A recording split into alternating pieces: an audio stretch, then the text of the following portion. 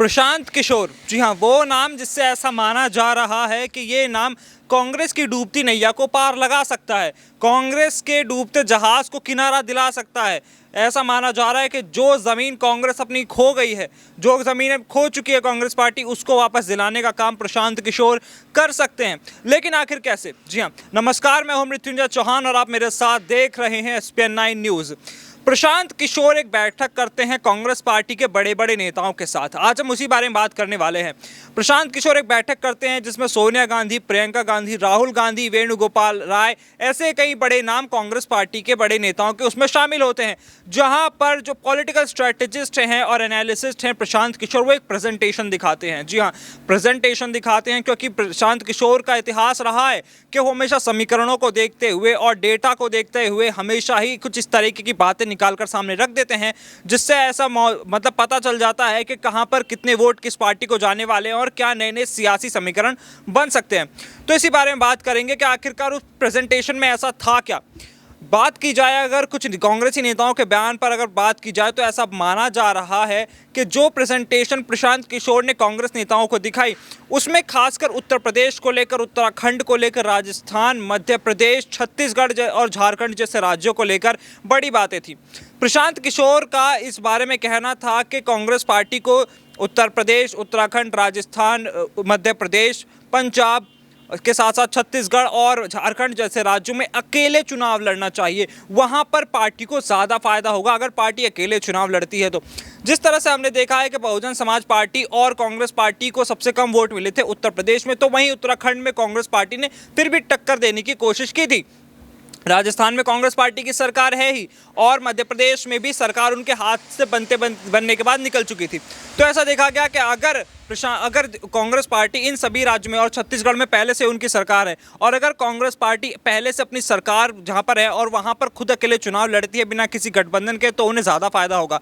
वहीं उत्तर प्रदेश की बात करें तो उत्तर प्रदेश में तो कांग्रेस पार्टी को पहले से ही कम वोट मिलते आ रहे हैं, तो उत्तर प्रदेश में सीटें निकाल पाना कांग्रेस पार्टी के लिए हालांकि मुश्किल है। लेकिन अगर वो गठबंधन में चुनाव लड़ते हैं उत्तर प्रदेश में, तो कहीं ना कहीं ऐसा माना जा सकता है कि उनके वोट और भी ज़्यादा कम हो जाएंगे, क्योंकि या तो वोट कांग्रेस पार्टी को पड़ेंगे या फिर उनके साथ वाले गठबंधन दलों को। वहीं अगर बात की जाए कि किस राज्यों में कांग्रेस पार्टी को गठबंधन में चुनाव लड़ना चाहिए, प्रशांत किशोर का कहना था कि पश्चिम बंगाल में अगर बीजेपी को रोकना है तो उन्हें वहां पर गठबंधन में चुनाव लड़ना चाहिए, उड़ीसा में गठबंधन में चुनाव लड़ना चाहिए। खासकर उन राज्यों में गठबंधन में चुनाव लड़ने की कोशिश करें जहां पर बीजेपी की सरकार है या फिर किसी और क्षेत्रीय दल की सरकार है, ताकि उनके साथ गठबंधन करके कांग्रेस पार्टी आगे बढ़ सके। प्रशांत किशोर ने इतना ही नहीं, प्रशांत किशोर ने अपनी इस प्रेजेंटेशन में यहां तक कहा है कि कांग्रेस पार्टी को कम से कम 370 ऐसी सीटें हैं जिन पर ध्यान देने की बेहद ज़रूरत है। वो 370 सीटें इसलिए कह रहे हैं क्योंकि लगभग 450 सीटें लोकसभा में हैं और 450 सीटों पर इलेक्शंस होते हैं। उसके बाद 370 सीटें पर अगर कांग्रेस पार्टी ध्यान देगी तो उसमें से कुछ सीटें कांग्रेस पार्टी के पास पहले से ही हैं और 350 सीटों पर ध्यान देने के बाद हो सकता है कि 250 सीटें कांग्रेस पार्टी निकाल सके, क्योंकि प्रशांत किशोर जानते हैं कि किस तरह से रोड मैप तैयार करके देना है। प्रशांत किशोर की इन बातों को कहीं ना कहीं राहुल गांधी ने भी नकारा नहीं है, बल्कि उस पर सहमति जताई है। राहुल गांधी ने सहमति जताते हुए कहा है कि हम प्रशांत किशोर की जो बातें हैं उन पर गौर करेंगे और एक नई रणनीति के तहत काम करने की कोशिश ज़रूर करेंगे। अगर कांग्रेस पार्टी के इतिहास की बात की जाए तो कांग्रेस पार्टी ने 2004 के बाद से फिर 2009 के चुनाव में बम्पर तोड़ जीत हासिल की थी, लेकिन 2014 की बात की जाए तो उसके बाद से कांग्रेस पार्टी को लगातार ही हार का सामना करना पड़ रहा है। कांग्रेस पार्टी के बड़े बड़े नेता लगातार जिस तरह से G23 के नेता कांग्रेस पार्टी में बदलाव की मांग कर रहे थे, नेतृत्व में बदलाव की मांग कर रहे थे, कुछ वक्त पहले प्रशांत किशोर ने सभी बातों को सिरे से नकार दिया था। कांग्रेस के साथ हाथ मिला चुके प्रशांत किशोर उनके लिए रणनीति तो बना रहे हैं, लेकिन वो कब कांग्रेस पार्टी में शामिल हो जाएंगे इसके बारे में भी उन्होंने कोई जवाब नहीं दिया है। प्रशांत किशोर किस तरह से सोचते हैं, प्रशांत किशोर किस तरह की रणनीति बनाते हैं, बीजेपी इस बात को बखूबी जानती है, क्योंकि बीजेपी को जिताने में कहीं ना कहीं प्रशांत किशोर का दिमाग था, प्रशांत किशोर का हाथ था। प्रशांत किशोर ने जो रणनीति बनाई उस पर चल के ही बीजेपी ने जीत हासिल की थी।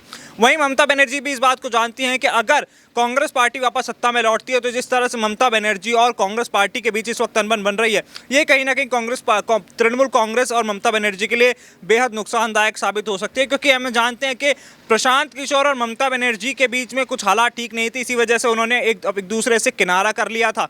और अब जिस तरह से कांग्रेस और प्रशांत किशोर की नज़दीकियां बढ़ रही हैं, जिस तरीके से प्रशांत किशोर ने कहा जा सकता है कि एक टेस्टिंग के तौर पर उपचुनाव में कभी कांग्रेस को जीत दिला दी है, तो अब आने वाले गुजरात के और हिमाचल के जो विधानसभा चुनाव होने वाले हैं वो एक एग्जामिनेशन टेस्ट होंगे। अगर उस टेस्ट में पास हो जाती है कांग्रेस पार्टी, क्योंकि कांग्रेस पार्टी के पास पहले से ही 77 सीटें हैं, कांग्रेस पार्टी जानती है कि 77 सीटों के जरिए 91 सीटों तक पहुंचना ज़्यादा मुश्किल नहीं, क्योंकि 91 या 92 सीटों का बहुमत चाहिए होता है गुजरात में, और 99 सीटें इस वक्त बीजेपी के पास हैं।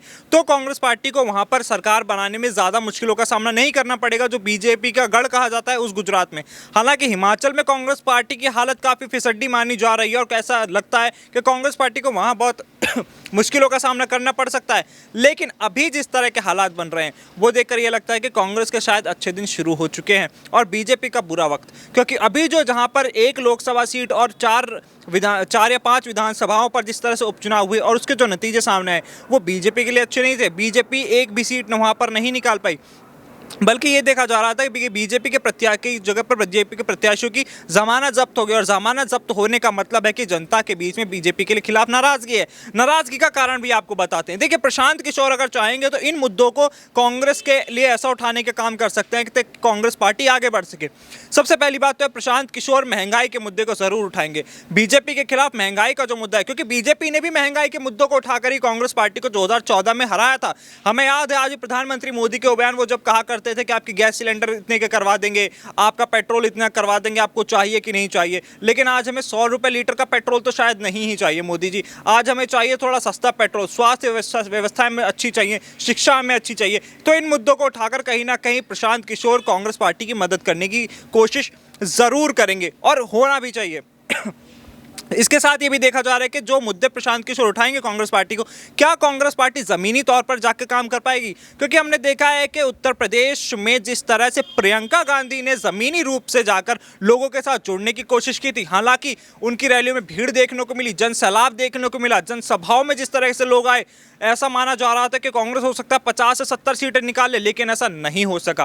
कांग्रेस पार्टी को कम सीटें मिली, लेकिन जिस तरह से जनाधार देखने को मिला, अगर वोट शेयर की बात किया तो 4% वोट शेयर अच्छा खासा था कांग्रेस पार्टी के बाद। वो 4% वोट शेयर अगर हम कन्वर्ट करें लोकसभा के चुनाव के जरिए तो ऐसा देखा जा सकता है कि कांग्रेस पार्टी के लिए वो भी बुरा नहीं है, क्योंकि डूबते को तिनके का सहारा, और ये बात कांग्रेस पार्टी के लिए बिल्कुल सही साबित होती है। अभी फिलहाल जिस तरह से 2 साल का वक्त लोकसभा चुनाव में बचा हुआ है, प्रशांत किशोर के कंधों पर पूरा दारोमदार है कांग्रेस पार्टी को सत्ता के गलियारों तक पहुंचाने का, सत्ता की कुर्सी तक पहुंचाने का।